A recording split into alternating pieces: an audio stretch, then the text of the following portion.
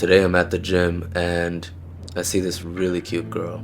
So I go up to her and I strike up a conversation. I ask her, have we met before? She looked like some girl that I went to high school with. She's like, nah, I don't think so. We probably haven't. I grew up in Rhode Island.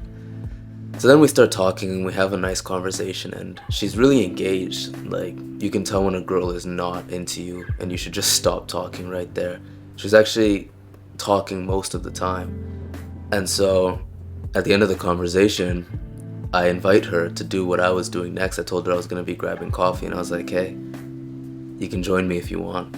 And she's like, all right, see you later. So I go get the coffee at the place where I said I was gonna go, and I sit there and I'm waiting and I'm alone and she doesn't show up. But you know what? I didn't feel that bad about it because I was actually gonna go to the coffee place anyways. I was gonna check my emails. There was a book that I wanted to read, and as much as I was sitting there alone, I was gonna be there anyways. It wasn't really a loss. It would have been nice if she joined me, but I didn't really lose anything by doing something that I was already gonna do. So if you want to break your own heart the fastest way possible, you just have to go get rejected and then come back stronger. Realize that the only true loss is if you never do it again, because then you're out of the game. I remember the very first time I approached a girl, it was so embarrassing. I literally went up to her and I was like, how are you doing? And she's like, good, my boyfriend's in the car over there. And I didn't even say anything. I just turned and walked away. But I kept doing it. And every time I would do it, I'd get a little bit better. When I was working in sales, I realized that the people that were making the most money were also the people that were getting rejected the most. They were the people that were hearing no more often than you could possibly imagine. To break your own heart, there's no other way to do it than to go be rejected by somebody else and then reflect on it and realize that you're actually the winner. My mentor, Lewis, always would tell me that the guys that get the most girls inevitably have gotten rejected the most. And we don't see it that way because we see them winning. But you gotta lose before you win.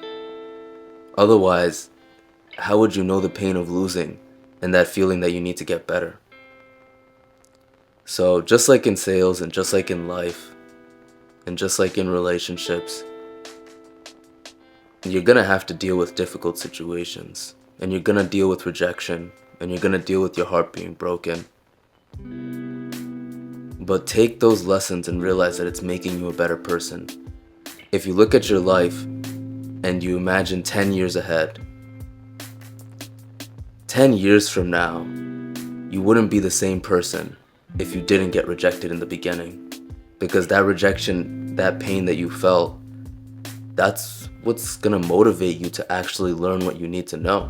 That's what's gonna motivate you to become the person that can withstand that and can take it with a smile on his face, knowing that he did what most people aren't even willing to do. Most people are too scared to even go up to her. Most people are too scared to talk to the person that they like and put themselves out there.